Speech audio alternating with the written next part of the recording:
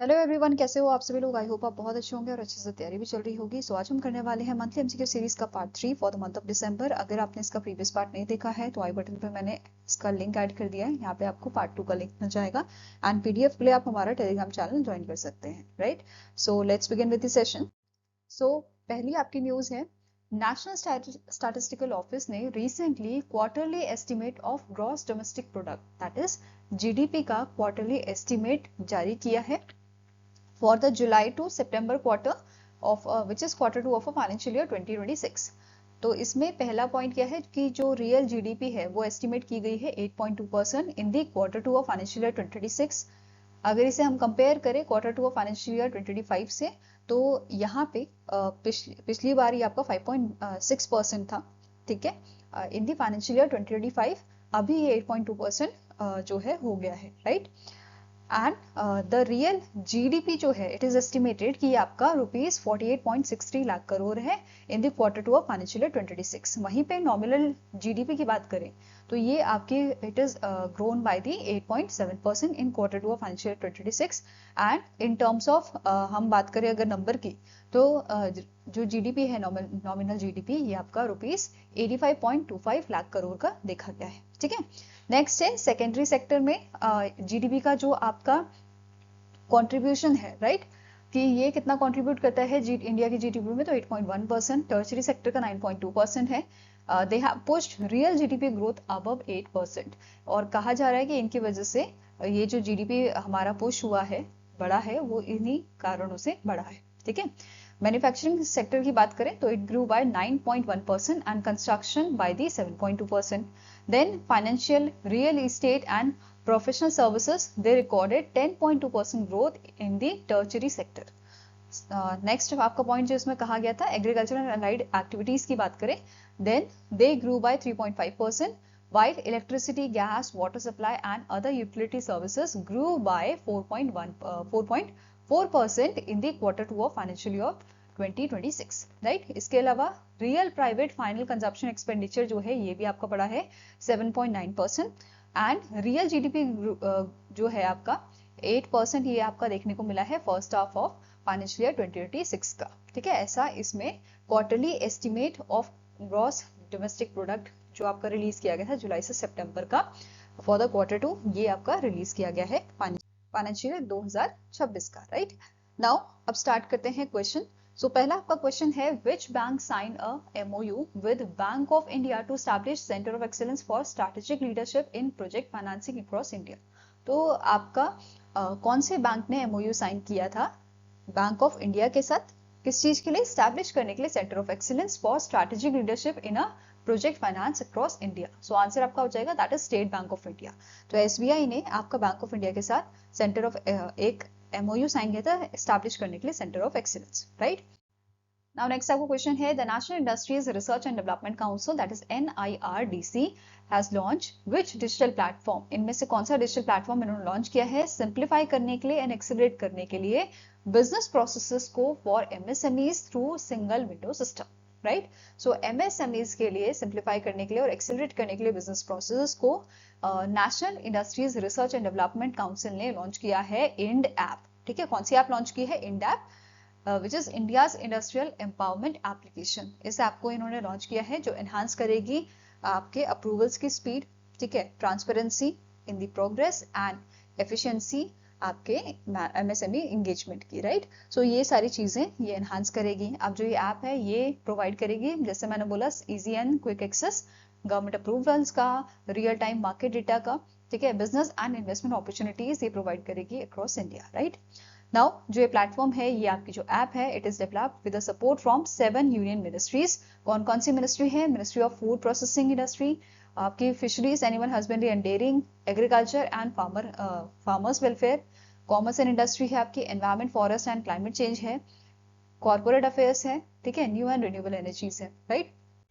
Now next आपका question है, ISRO chairman V Narayanan inaugurated India's first private navigation hub जिसका नाम है Anand centre of excellence for navigation in which city. तो कौन सी सिटी में आपका Anand centre of excellence for navigation, जो पहला इंडिया का प्राइवेट नेविगेशन हब है, इसको इनॉग्रेट किया गया है इसरो चेयरमैन द्वारा।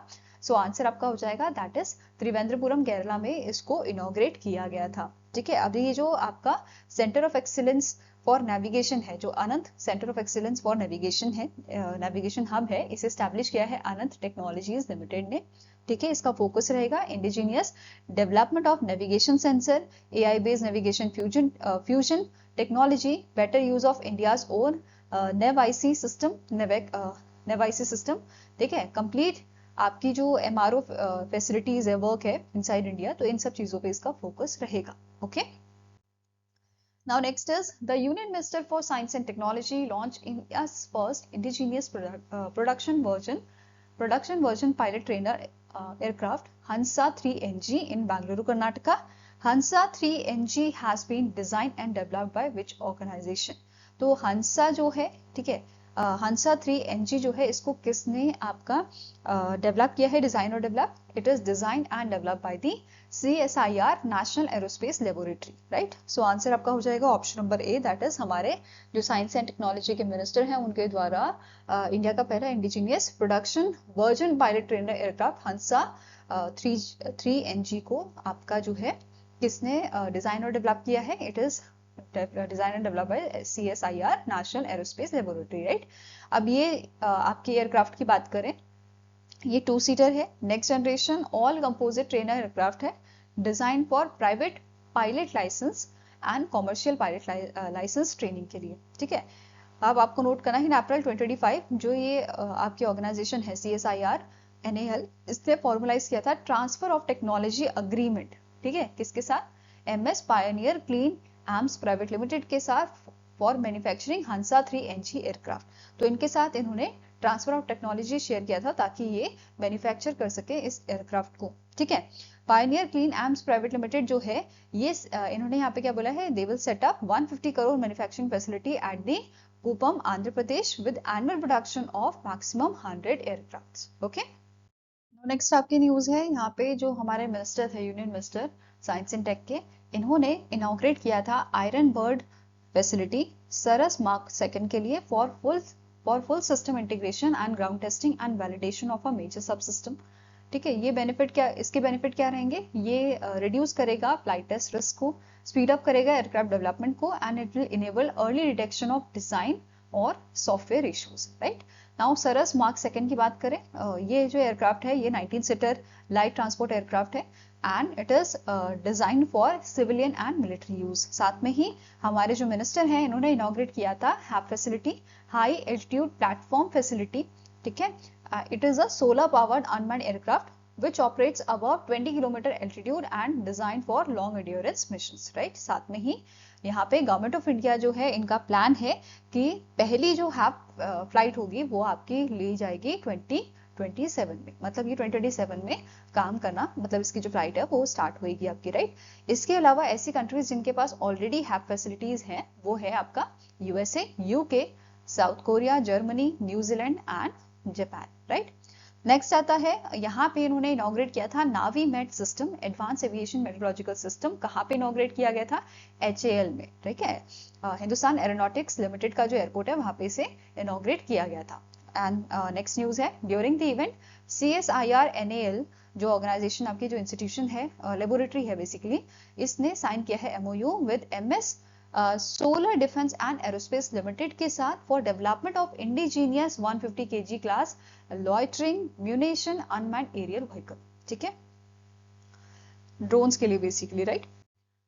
इसके अलावा दोनों जो आपकी ऑर्गेनाइजेशन है ये डेवलप करेंगे इस ड्रोन को which will be powered by Wankel engine and it is designed by NAL, right। Initial phase में जो NAL है ये ट्रांसफर करेगा technology 30 horse power Wankel engine के लिए to manufacture kamikaze drones.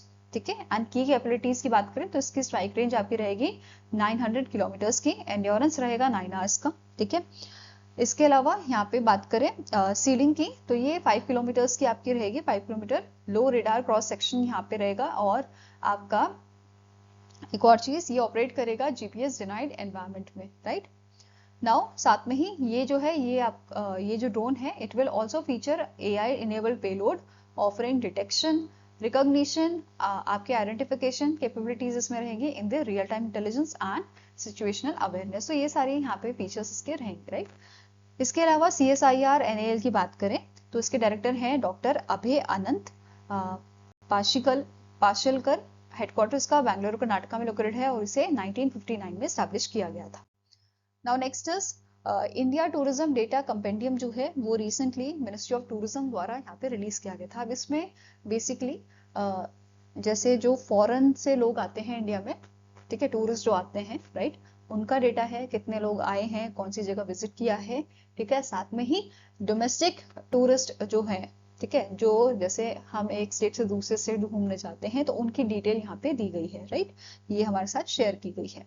So overall foreign tourist की बात करें अगर हम इंडिया में, डोमेस्टिक और फॉरेन वाले दोनों, तो 2024 का डेटा यहाँ पे बता रहा है कितने यहाँ पे विजिटर्स हमें देखने को मिले हैं, 20.94 million, which shows a growth of 8.84%।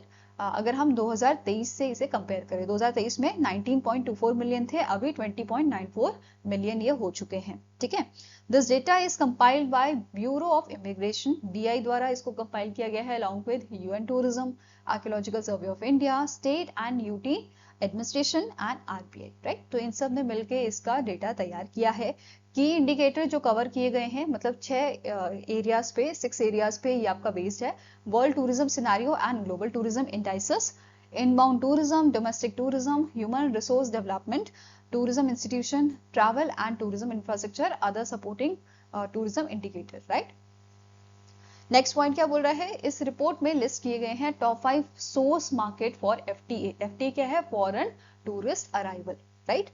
अब यहाँ पे फॉरेन टूरिस्ट अराइवल नाम से समझ आ रहा है इंडिया में जो आपके विजिट किए हैं 2024 में, सबसे ज्यादा कहाँ से देखने को मिले हैं, USA से, followed by Bangladesh, UK, Australia, Canada, ठीक है। इसके अलावा अदर टॉप 10 की बात कर रहे हैं हम तो Malaysia, Sri Lanka, Germany, France, Singapore, तो यहाँ से आपके सबसे ज्यादा टूरिस्ट इंडिया में विजिट करना मतलब टूरिस्ट जो हैं उन्होंने विजिट किया था, ठीक है। एज वाइज डिस्ट्रीब्यूशन की बात करें तो इनकी एज मतलब 35 से 44 इयर्स की जो एज ग्रुप था ये सबसे ज्यादा यहाँ पे एक्टिव हमें देखने को मिला है, 20.67%, ठीक है, जो सबसे हाईएस्ट था।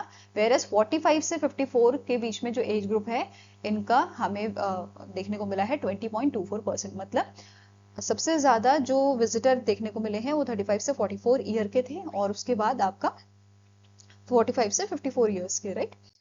इसके अलावा डोमेस्टिक टूरिस्ट की बात करें हम तो 2023 में 2508.82 मिलियन लोगों ने विजिट किया था, ठीक है, डोमेस्टिक टूरिस्ट विजिट हमें देखने को मिले थे। वहीं पे 2024 में ये 2948.19 मिलियन ये आपका देखने को मिला था, ठीक है, which shows a growth of 17.51%, ठीक है। लॉन्ग टर्म ग्रोथ की बात करें तो ये आपका 2011 से 2024 का बताया गया है, which shows a 9.89% of a growth, ठीक है। अब स्टेट्स की बात करें जहां पे सबसे ज्यादा विजिट हुआ है तो सबसे ज्यादा विजिट किया गया है उत्तर प्रदेश में, ठीक है। डोमेस्टिक यहाँ पे बात हो रही है, राइट, डोमेस्टिक टूरिस्ट ने सबसे ज्यादा यहाँ पे विजिट किया है उत्तर प्रदेश में, followed bye Tamil Nadu, Karnataka, Andhra Pradesh and Rajasthan, ठीक है।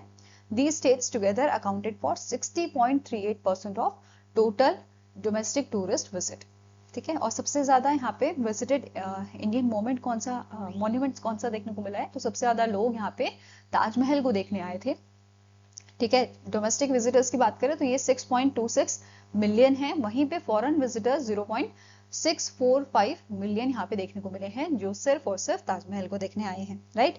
इसके अलावा अदर पॉपुलर मॉन्यूमेंट्स आपके हैं सन टेम्पल कोणार्क, ठीक है, फिर आपका कुतुब मीनार जो दिल्ली में, राइट। इसके अलावा बात करते हैं tourism contribution to India's GDP। Tourism की वजह से इंडिया का जो GDP है या टूरिज्म सेक्टर जो है वो कितना कंट्रीब्यूट कर रहा है GDP में इंडिया के, तो 5.22% ये आपका देखने को मिला है। और अब बात करते हैं हम इंटरनेशनल टूरिस्ट अराइवल की, तो इंडिया ग्लोबली अगर हम बात करें तो इंडिया जो है 20th रैंक पे इंडिया जो है अभी पहुंचा है, ठीक है। इसके अलावा टोटल ITAs जो हैं 2024 में ये कितने को देखने को मिले हैं, जहां पे सिर्फ इंटरनेशनल विजिटर्स की हम बात कर रहे हैं, राइट, तो 20.57 मिलियन, ठीक है। नाउ इसमें से भी फॉरेन टूरिस्ट आपके 9.95 मिलियन थे और NRI से आपके 10.62 मिलियन, राइट, विच यहाँ पे अगर हम बात करें ग्लोबल शेयर का तो ये 1.40% है पूरे वर्ल्ड का, राइट। नाउ नेक्स्ट आता है आपका point, as per the UN Tourism Global ITA 2024, ये आपका टोटल जो विजिट है आपके ये कितनी पहुंच गई हैं, 1465 मिलियन ये आपकी पहुंच गई हैं। ठीक है, नेक्स्ट आता है टॉप 5 कंट्रीज ग्लोबली जहाँ पे विजिटर्स हमें सबसे ज्यादा देखने को जो है मिले हैं। तो पहले आपका है फ्रांस है 102 million, Spain 83.5 million, USA 79.4 million, Italy 64.5 million, Turkey 51.2 million, right, जहाँ पे सबसे ज्यादा विजिट हमें देखने को मिला है ये कंट्रीज आपकी टॉप 5। इसके अलावा बात करते हैं इंटरनेशनल टूरिज्म रिसिप्ट की कि कितना एक्सपेंडिचर टूरिस्ट द्वारा किया गया है। इंडिया की बात करें तो ये आपका 35.02 बिलियन US डॉलर देखने को मिला है 2024 में। एंड अगर हम सारी कंट्रीज की यहाँ पे बात करें तो उसमें वर्ल्ड में इंडिया का रैंक 15वें नंबर पे आता है। ठीक है, okay, now next is global ITR जो है आपका, ये ग्लोबल ITR देखने को मिला है हमें 1731 बिलियन US डॉलर का, मतलब टूरिस्ट ने ग्लोबली इतना पैसा खर्च किया है जहां भी वो विजिट करने गए हैं टोटल मिला के, राइट। नाउ नेक्स्ट आता है top 5 states with the highest FTVs।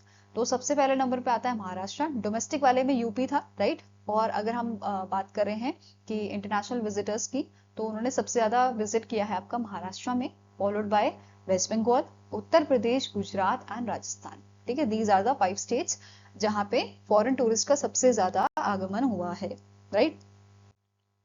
अब बात करते हैं इसमें बेस क्वेश्चन की, which state recorded the highest number of foreign tourist visit in India in 2024।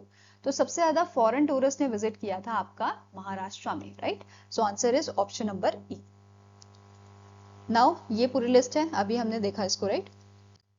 Now next question है, India was re-elected to which category of the International Maritime Organization for 2026-2027 term? तो India को री-इलेक्ट किया गया है for the category B. ठीक है, category B के लिए इंडिया को आपका री-इलेक्ट किया गया है International Maritime Organization for 2026-2027 term, right. यहाँ पे आपकी 3 कैटेगरी होती है, कैटेगरी A, B एंड आपकी अदर कैटेगरी है एक और, राइट। सो उनके बारे में एक एक करके देखेंगे। उससे पहले इंडिया की अगर हम बात करें तो इंडिया को 169 में से 154 वोट्स मिले थे। एंड ये इलेक्शन आपका 34th सेशन आपका हुआ था IMO असेंबली लंदन में, और वहां पे ये इलेक्शन आपके कराए गए थे। ठीक है, अब यहाँ पे स्टैटिक इन्फॉर्मेशन भी कवर कर लेते हैं IMO की। इसके सेक्रेटरी जनरल हैं आर्सिनो डोमिंगुस, हेडक्वार्टर लंदन UK में है, और इसे 1948 में स्टैब्लिश आपका किया गया था। अब कैटेगरी बी की हम बात कर रहे हैं, तो इसमें कौन कौन सी कंट्री है आपकी, ऑस्ट्रेलिया है, ब्राजील है, Canada, France, Germany, India, Netherlands, Spain, Sweden and UAE, right. अब बात की जाए अगर कैटेगरी ए की, कैटेगरी ए में आपके 10 स्टेट्स हैं with the largest interest in providing international shipping services, जैसे चाइना हो गया, ग्रीस, इटली, जापान, लाइबेरिया, आपका Norway, Panama, Republic of Korea, UK of great Britain and northern Ireland और USA। ठीक है, इसके अलावा तीसरी कैटेगरी है आपकी कैटेगरी सी, जिसमें 20 states not elected under A and B। ठीक है, वो वाले इसमें है आपके, जैसे बहामास हो गया, Belgium, Chile, Cyprus, Egypt, Malta, Malaysia, Jamaica, Indonesia, Finland, Malaysia आपका आ गया। ठीक है, देन माल्टा, ये आई थिंक रिपीट हो गया, yes, Morocco, Nigeria, Peru, Philippines, Qatar, Saudi Arabia, Singapore, South Africa and Turkey. तो ये सारे इसमें आपके शामिल हैं। ठीक है, नेक्स्ट आपकी न्यूज है international film festival of India, ये आपका हुआ था पणजी, गोवा में। ठीक है, 56th एडिशन इसका था। अब इसमें क्वेश्चन जो बनता है वो अवार्ड के ऊपर बनता है, वो चीज अभी हम एक एक चीज देखेंगे, फिर अवार्ड पे भी जाएंगे, राइट। सो कहाँ पे ये हुआ था, ये आपका डॉक्टर श्यामा प्रसाद मुखर्जी स्टेडियम में हुआ था, पणजी, गोवा में। ठीक है, थीम क्या था इसका, convergence of creativity and technology, और इसे ऑर्गेनाइज किया था national film development corporation of India द्वारा, which comes under the ministry of information and broadcasting in collaboration with state government of Goa and entertainment society of Goa. इनके साथ, इनके collaboration में इन्होंने ऑर्गेनाइज किया था इस इवेंट को, राइट। जूरी मेंबर यहाँ पे बात करें तो कमलेश के मिश्रा जो है, national film award winning film maker, was a member of jury for Indian Panorama. ठीक है, इंडिया की जो मूवीज हैं, ठीक है, उनके लिए फीचर हो चाहे नॉन फीचर हो, ठीक है, उनके लिए ये आपके जूरी मेंबर यहाँ पे सेलेक्ट किए गए थे फीचर कैटेगरी, राइट। नेक्स्ट है आपका highlights of 56th IFI international film festival of India 2025। तो पहला यहाँ पे जो आपका पॉइंट है, द फर्स्ट टाइम पहली बार यहाँ पे IFFI जो है इनॉग्रेट किया गया था with a street carnival parade in Panaji Goa. ठीक है, इसके अलावा ये जो आपकी जो परेड थी इसे इनॉग्रेट किया था गोवा के सीएम ने along with the governor, right. साथ में ही यहाँ पे 26 फिल्म जो है 26 फिल्म थीम फ्लोट वो यहाँ पे शोकेस की गई थी। ठीक है, इसके अलावा ओपनिंग फिल्म की बात करें तो इसका नाम था the blue trial and closing film जो थी इसका नाम था आपका अ यूजफुल घोस्ट। तो ये दोनों आपको ध्यान में रखनी है। इसके अलावा यहाँ पे फीचर किए गए थे 9 क्यूरेटेड सेक्शन जिसमें docu montage from the festival, rising star, mission life, experimental film, ये सारी चीजें आपकी यहाँ पे फीचर की गई थी, राइट। ये सारी चीजें यहाँ पे फीचर किया गया था इन 9 क्यूरेटेड सेक्शंस में, राइट। नाउ नेक्स्ट आपको पॉइंट है ओवरऑल IFI 2025 में प्रेजेंट किए गए थे 15 कॉम्पिटिटिव एंड क्यूरेटेड सेगमेंट। ठीक है, they feature major categories such as international competition, best debut feature film of a director and ICFT UNESCO, that is your international council for film television and audio visual communication, UNESCO Gandhi medal, right. Facilitation and honours की बात करें तो नंदा मूरी बालाकृष्णन जो MLA हैं आंध्र प्रदेश की, ठीक है, इन्होंने रिसीव किया था special recognition for contribution to the Indian cinema, right. इसके अलावा Rajinikanth and Nandamuri Balakrishnan were facilitated for completing 50 years in the Indian cinema. अब यहाँ पे एक और इवेंट आपका हुआ था ऑन द साइडलाइन ऑफ वेव्स फिल्म बाजार। ठीक है, on the sideline of this IFFI 2025 जैसे आपका ये इवेंट था वेव्स फिल्म बाजार, 19th एडिशन इसका हुआ था आपका मैरियट रिजॉर्ट पणजी में। इसको इनॉग्रेट किया गया था on the 20th November 2025 by the L Murugan, right. Union minister of state जो है उनके द्वारा इनको इस इवेंट को आपका इनॉग्रेट किया गया था। इसमें 300 प्लस फिल्म जो है वो फीचर की गई थी फिल्म प्रोजेक्ट्स, जिसमें screen writers lab, market screening, viewing room, library, co production, market participation from the 7+ countries यहाँ पे हमें देखने को मिला था, and film incentives from the 10+ Indian states, right. And इस इवेंट में आपका बिजनेस जनरेट किया गया है 1050 करोड़ का। इसके अलावा सिनेमा AI हैकाथन यहाँ पे ऑर्गेनाइज किया था LTI माइंट्री ने। ठीक है, प्रमोट करने के लिए AI based story telling, film certification, anti piracy solutions. साथ में ही यहाँ पे 4 MOU भी साइन हुए थे इस वेव्स बाजार में। ठीक है, यहाँ पे Australian media and entertainment partners जो है इन्होंने यहाँ पे अग्रीमेंट साइन किया था। International film festival of India NFDC and Indian film festival of Melbourne, इनके बीच में अग्रीमेंट यहाँ पे साइन हुआ था स्ट्रेंथन करने के लिए इंडो ऑस्ट्रेलिया स्क्रीन रिलेशन। ठीक है, then Deccan university the film and television institute of India and Indian institute of creative technology, इन सब ने भी यहाँ पे एक अग्रीमेंट साइन किया था to advance film education through curriculum partnership, student and facility exchanges, specialised workshop, collaborative learning pathways के थ्रू, राइट। नेक्स्ट है आपका MOU between PTC Punjabi and temple film production company Australia to को present 3 Punjabi language feature film under the Australia India co production treaty, right. और इसकी estimated valuation जो आपकी है वो रहेगी इस प्रोजेक्ट की ओवर $7 बिलियन। नेक्स्ट आपका MOU यहाँ पे साइन हुआ था PVR INOX India and mind blowing films के बीच में फ्रॉम द ऑस्ट्रेलिया। और इस अग्रीमेंट के तहत ऑस्ट्रेलियन फिल्म जो है इनको regular and nation wide theoretical release India में, बेसिकली जो ऑस्ट्रेलिया की फिल्म है उनको इंडिया में भी आपका रिलीज किया जाएगा। ठीक है, और इसके लिए इस एग्रीमेंट का जो एक्सपेक्टेड जनरेटेड आपका एनुअली यहाँ पे मतलब जो आपकी यहाँ पे वैल्यूएशन रहेगी, एस्टिमेटेड वैल्यूएशन, वो $5 मिलियन की यहाँ पे देखने को हमें मिलेगी एनुअली, राइट। नाउ नेक्स्ट आपको पॉइंट है जो वेव्स फिल्म बाजार है एंड IFFI है, इन्होंने इन collaboration with the LTI माइंट्री launch किया था first ever artificial intelligence film festival Goa में। ठीक है, इसके अलावा यहाँ पे आपके अवार्ड्स भी यहाँ पे दिए गए हैं, जैसे बेस्ट AI शॉर्ट फिल्म के लिए नगोरी from France, most innovative AI use, the cinema that never was from the Germany and best AI animation क्यारा यूएसए को ये अवार्ड मिला है, ठीक है। इसके अलावा on the sidelines of IFFI 2025 creative minds of tomorrow 2025, ये इवेंट आपका यहाँ पे हुआ था, जिसका 5th एडिशन यहाँ पे आपका लॉन्च किया गया था डॉक्टर एल मुरुगन द्वारा, ठीक है। And it was your talent development initiative and which is run by ministry of information and broadcasting and the NFDC द्वारा, राइट। अब यहाँ पे रिकॉग्नाइज किया गया था 13 फिल्म मेकिंग क्राफ्ट्स को, जिसमें डायरेक्शन, एक्टिंग, सिनेमेटोग्राफी, म्यूजिक, ये सब आपका इंक्लूडेड था, ठीक है। देन नेक्स्ट आता है यूनिसेफ ने पार्टनरशिप यहाँ पे की है national film development corporation of India के साथ। 4 ईयर की ये पार्टनरशिप रहेगी, जो फोकस करेगी ऑन चाइल्डहुड थ्रू सिनेमा, ठीक है। Films that will showcase odyssey of joy, ठीक है, happy birthday from Egypt, the beetle project from the South Korea and आपका Kadal Kanni from Indian Tamil and Putul from India Hindi, ठीक है। और यहाँ पे जो गोवा के CM आपके थे, इन्होंने रिलीज किया था stamp commemorating the 100th birth anniversary of K Vaikunth, जो आपके रियोन सिनेमेटोग्राफर थे, राइट। इसके अलावा अब बात करते हैं IFFI अवार्ड विनर की। इसमें golden peacock for best feature film दिया गया है वियतनाम की स्किन ऑफ यूथ के लिए एशले मेफेयर को, ठीक है। ऐसे ही silver peacock for the best director दिया गया है संतोष दावकर को फॉर गोंधल, ठीक है, इंडियन मराठी फिल्म है। ऐसे ही मेल एक्टर के लिए सिल्वर पीकॉक दिया गया है स्पेन के उमेमर रियोस फॉर अ पोएट।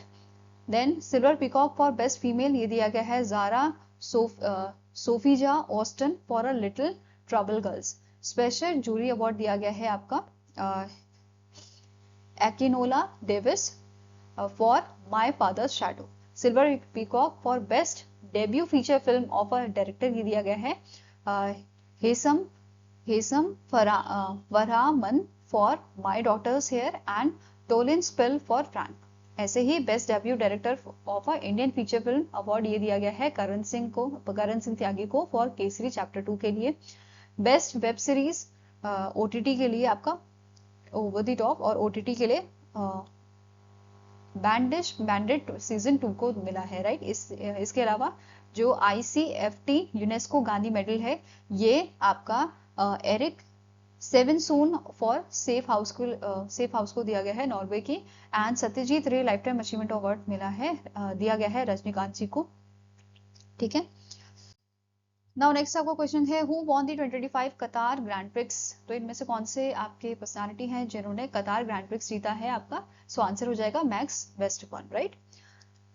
इसके अलावा सेकंड नंबर पे ऑस्कर पियास्ट्री थे आपके एंड कार्लोस सेंस आपके थे थर्ड नंबर पे। ऐसे ही अगर हम बात करें टॉप 3 फॉर्मूला 1 ड्राइवर चैंपियनशिप की तो इसमें लैंडो नॉरिस ने पहला आपका रैंक जीता है, सेकंड नंबर पे मैक्स वेस्टर्पन थे और थर्ड पे आपके ऑस्कर पियास्ट्री थे, राइट। इसके अलावा बात कर लेते हैं FIA की। इसके प्रेसिडेंट है मोहम्मद बिन सुलेमान, हेडक्वार्टर है पेरिस फ्रांस में एंड इसे एस्टैब्लिश किया गया था 1904 में। Now next is in October 2025, India's under-17 women football team qualified for the AFC Under-17 Women's Asian Cup 2026 by defeating Uzbekistan. Which country will host the AFC Under-17 Women's Asian Cup 2026? So इनमें से कौन सी country है जो आपका next addition host करेगी Under-17 Women's Asian Cup का? तो answer हो जाएगा option number A, that is इसे चाइना होस्ट करेगा, ठीक है। China will host the 10th edition of AFC women's Asian cup 2026 जो आपका अप्रैल 2026 में आपका होगा, right. Next is the appointment committee of cabinet approved 3-month extension for Robert J Ravi as a chairman and managing director of which companies. So ACC ने approve किया है 3-month extension a Robert J Ravi का as a CMD of आपका BSNL and MTNL, right. So answer is option number C. इसके अलावा extension period आपका यहाँ पे रहेगा 15 अक्टूबर 2025 से 14 जनवरी 2026 तक का, राइट। नाउ नेक्स्ट आपकी न्यूज है, ये न्यूज आपकी अक्टूबर मंथ की है। कुछ न्यूज आपको देखने को मिलेंगी अक्टूबर की मंथ की, बिकॉज वो मिस हो गई थी तो वो मैंने इसमें भी इंक्लूड की है, right. So the state government of Gujarat expanded it's cabinet. तो रिसेंटली आपका इन मंथ ऑफ अक्टूबर गुजरात में जो कैबिनेट है उसको थोड़ा एक्सटेंशन यहाँ पे मतलब उसको एक्सटेंड किया गया था, उसमें 19 नए मिनिस्टर जो हैं वो आपके इंक्लूड किए गए थे। ठीक है, तो टोटल स्ट्रेंथ इसकी आपके 17 से 26 हो गई थी, राइट। सो हर्षा रमेश कुमार सांघवी जो है, जो फॉर्मर होम मिनिस्टर थे आपके गुजरात के, इनको प्रमोट किया गया है, ठीक है, इनको एलिवेट किया गया है as a deputy chief minister, and ये 5th डेप्यूटी सीएम बने हैं गुजरात के। इसके अलावा आपके जो रीवाबा जडेजा हैं, ठीक है, इनको जो है इंक्लूड किया गया है कैबिनेट में, ठीक है, न्यूली इनॉग्रेटेड थी कैबिनेट। इसके अलावा अदर की मिनिस्टर जैसे कांतिलाल घिया, देन केशु भाई पटेल, नरहरी एमएन नितिन पटेल, इनको भी यहाँ पे इंक्लूड किया गया है, ठीक है। नेक्स्ट क्वेश्चन है, which Indian naval ship was inducted as a 4th ship of a Nilgiri class frigate under the project 17A at a Mazagon dock shipbuilding limited, Mumbai Maharashtra. तो इनमें से कौन सा आईएनएस है जिसको इंडक्ट किया गया है as a 4th ship of Nilgiri class frigate? So answer आपका यहाँ पे है, इट इज आईएनएस, इसका नाम क्या है आपका, आईएनएस तारागिरी। ठीक है, क्या नाम है, आईएनएस तारागिरी को यहाँ पे इंक्लूड किया गया है।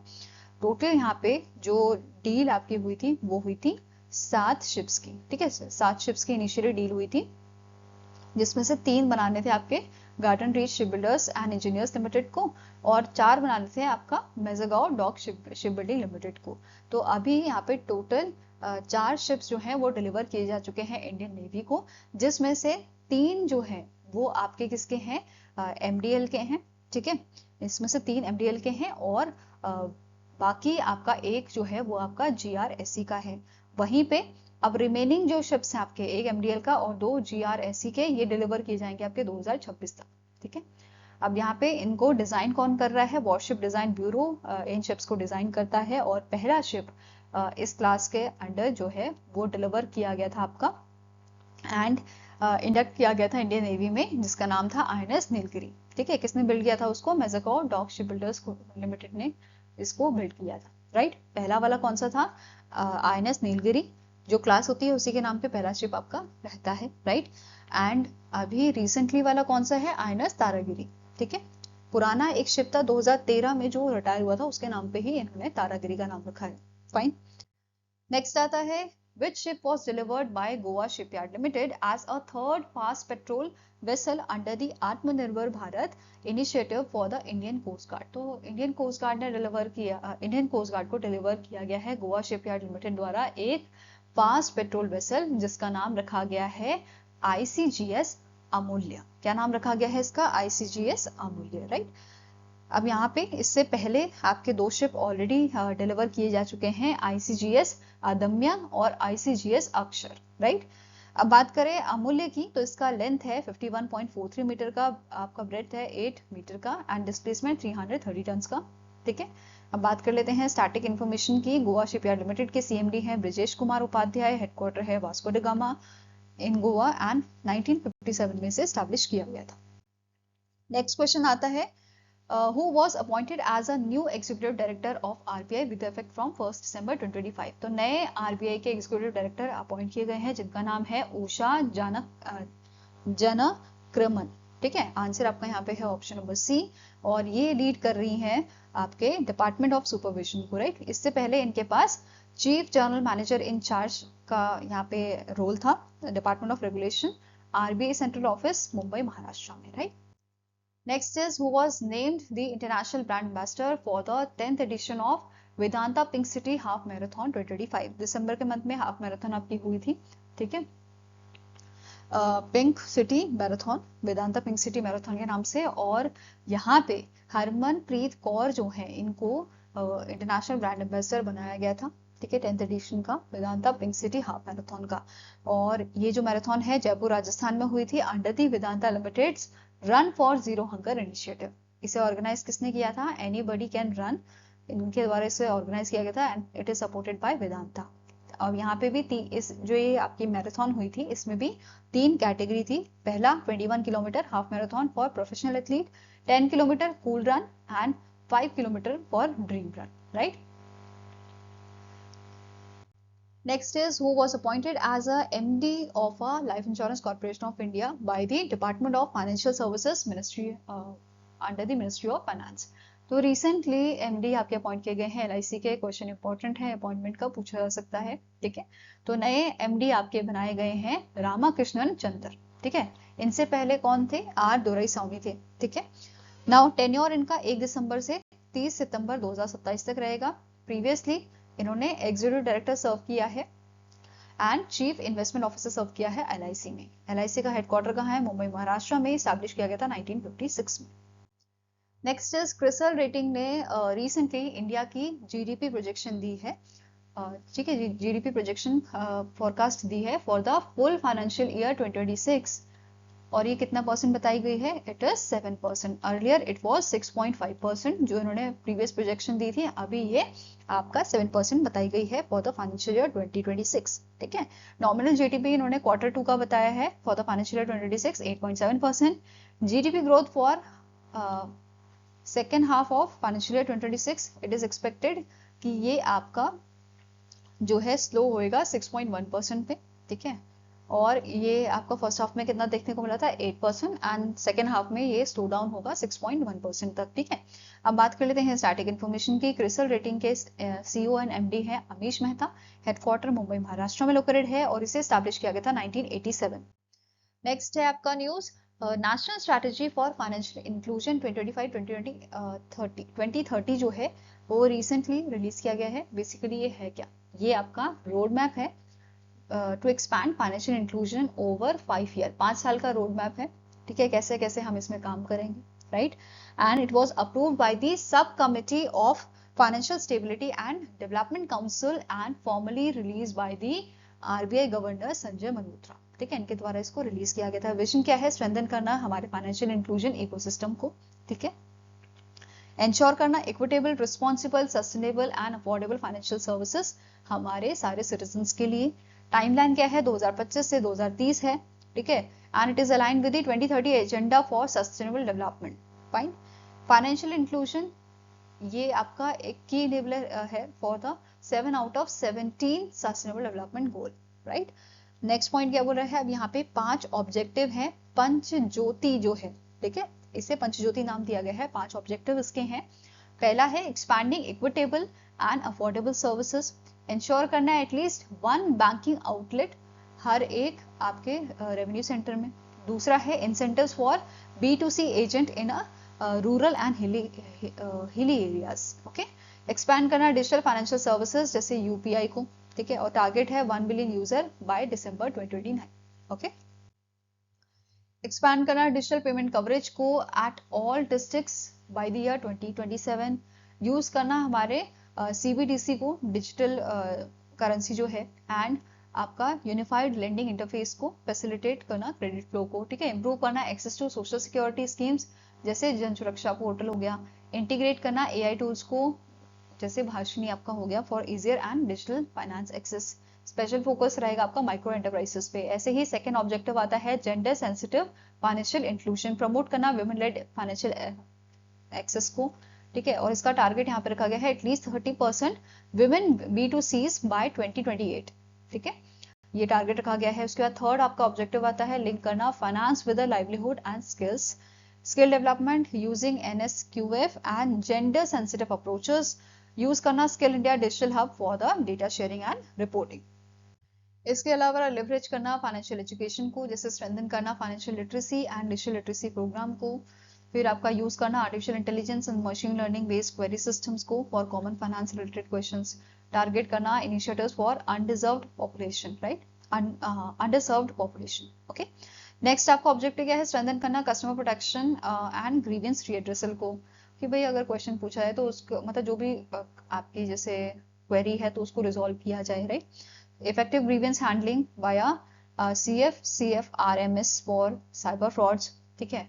उनकी जो कंप्लेन है, उनके जो प्रॉब्लम उन्हें आ रही है उसको रिजॉल्व करना। Digital payment intelligence platform to prevent payment fraud. Awareness campaigns करना, रेगुलर ऑडिट्स करना for consumer protection, right. Next है आपको नोट करना है 2025 में फाइनेंशियल इंक्लूजन इंडेक्स जो है ये हमारा बड़ा था। इसके ऊपर क्वेश्चन बन सकता है कि ये कितना आपका 2025 में कितना था? 67 ये आपका है, राइट। 2021 में 24.3% देखने को मिला था आपका, अब 2025 में 67 ये आपका है, right. It is based on the 97 indicator and इसमें 3 सब इंडाइसेस आपके होते हैं, जैसे एक्सेस है, यूसेज है एंड क्वालिटी है। एंड यहाँ पे इसका रिस्पेक्टिव वेटेज कितना होता है, 35, 45 एंड 20%, राइट। इसके अलावा ग्लोबल फिंडेक्स 2025 हमें देखने को मिला है। अगर ग्लोबल फिंडेक्स की हम बात करें, ठीक है, global FI index, right, so it is 89% ये देखने को मिला है कि मतलब 89% ऑफ इंडियंस ऐसे हैं जिनके पास आपका बैंक और फाइनेंशियल अकाउंट है, राइट, अब from the 2011, right. Now next question है, ऑक्सफोर्ड यूनिवर्सिटी जो है, ऑक्सफोर्ड यूनिवर्सिटी प्रेस जो है, इन्होंने अनाउंस किया है वर्ड ऑफ द ईयर 2025, ठीक है, वर्ड ऑफ द ईयर 2025 का इन्होंने क्या दिया है, इट इज रेज बेट। क्या दिया है, रेज बेट। रेज बेट क्या होता है कि ऑनलाइन कंटेंट जो हम अपलोड करते हैं, चाहे वो वीडियो के फॉर्म में हो, चाहे वो आपका पोस्ट हो, राइट, और वो पोस्ट जो है, ठीक है, वो जो पोस्ट है या जो भी ऑनलाइन कंटेंट है वो प्रोवोक करे एंगर को, राइट, तो ये होता है आपका rage bait, right. So answer यहाँ पे आपका है, it is option number B, it is a online content which causes anger and increases engagement, right, it is known as your rage bait. जैसे काफी लोग जो है इस टाइप का कंटेंट बनाते हैं, ठीक है, जिसकी वजह से लोगों में गुस्सा बहुत ज्यादा बढ़ जाता है और वो उनको अनाप शनाप भी बोल जाते हैं, है ना। सो इसके अलावा यहाँ पे अदर शॉर्टलिस्टेड वर्ड कौन कौन से थे, ऑरा फ्रेमिंग था, बायोहैक था, okay. Next is the directorate general of naval armament inspection DGNAI of Indian Navy signed a joint development MOU with Dash and Apollo Microsystem Limited to develop next generation indigenous naval armament system। तो recently Indian navy की directorate general of naval armament inspection ने अभी recently MOU sign किया है Apollo microsystem and IIT Madras के साथ, ठीक है, ताकि इनके मतलब डेवलप कर सके next generation indigenous naval armament systems को, right. So answer is option number C. Now next question है, union minister Ashwini Vaishnaw inaugurated the semiconductor process gallery and the Pragat semiconductor training lab at which institution. तो इनमें से कौन सा institution है जहां पे सेमीकंडक्टर प्रोसेस गैलरी और आपका प्रगत सेमीकंडक्टर ट्रेनिंग लैब जो है उसको इनॉग्रेट किया गया है। तो ये आपका मोहाली के सेमीकंडक्टर लेबोरेटरी में इनॉग्रेट किया गया है, ओके। सो आंसर यहाँ पे है ऑप्शन नंबर डी। एंड यहाँ पे गवर्नमेंट ऑफ इंडिया ने आपका इस इंस्टीट्यूशन के लिए, ठीक है, एक्सपैंड करने के लिए और मॉडर्नाइज करने के लिए इस इंस्टीट्यूशन को 4500 करोड़ का इन्वेस्टमेंट देने की भी यहाँ पे बात की है कि ये इन्वेस्ट इसमें कर रहे हैं, राइट। साथ में ही यहाँ पे इंट्रोड्यूस किया जाएगा new tools and advance capability boost करने के लिए production to the 100 times the current capacity, ठीक है। नेक्स्ट आपका क्वेश्चन है, how many new private companies were notified as accredited prospecting agencies, that is APAS, by Ministry of Coal, bringing the total number to 45। तो recently अभी 18 companies जो है उनको notify किया गया है accredited prospecting agencies, राइट।